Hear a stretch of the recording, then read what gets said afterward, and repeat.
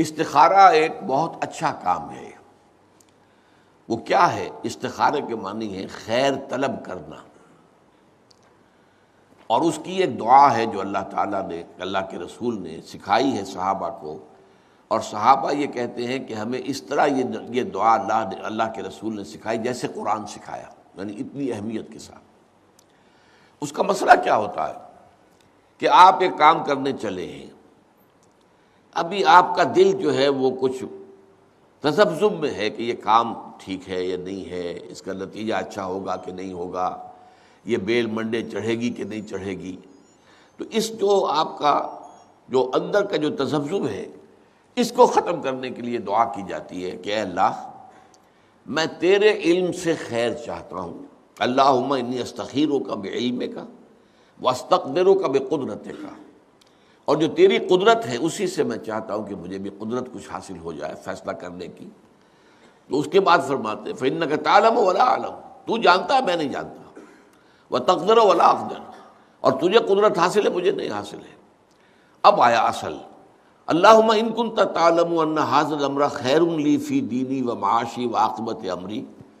اے اللہ اگر تیرے علم میں یہ ہے کہ یہ کام میں اپنی بیٹی کا رشتہ فلاں سے کرنے چلا ہوں، اگر تیرے علم میں یہ ہے کہ یہ بہتر ہے میری آخرت اور دنیا کے اعتبار سے اور نتائج کے اعتبار سے،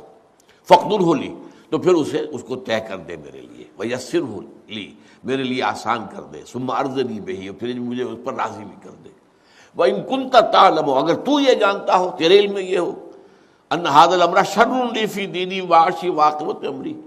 کہ یہ کام تو میرے لیے شر ہے، اصل میں مجھے نظر تو نہیں آ رہا نا، میں تو شارٹ سائٹڈ ہوں، تو جانتا ہے کہ خیر ہے یا شر ہے۔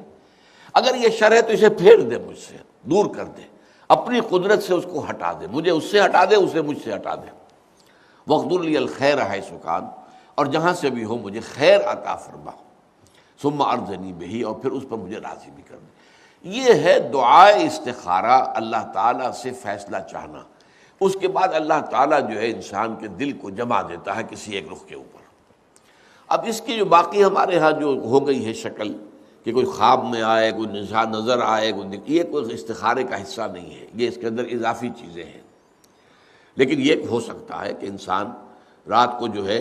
2 نفل نماز پڑھے اور اس کے بعد یہ دعا استخارہ کر کے سو جائے، ہو سکتا ہے کوئی خواب کے اندر اسے کوئی اشارہ مل جائے، امکان ہے اس کا، لیکن یہ ہے کہ یہ کوئی ضروری نہیں ہے۔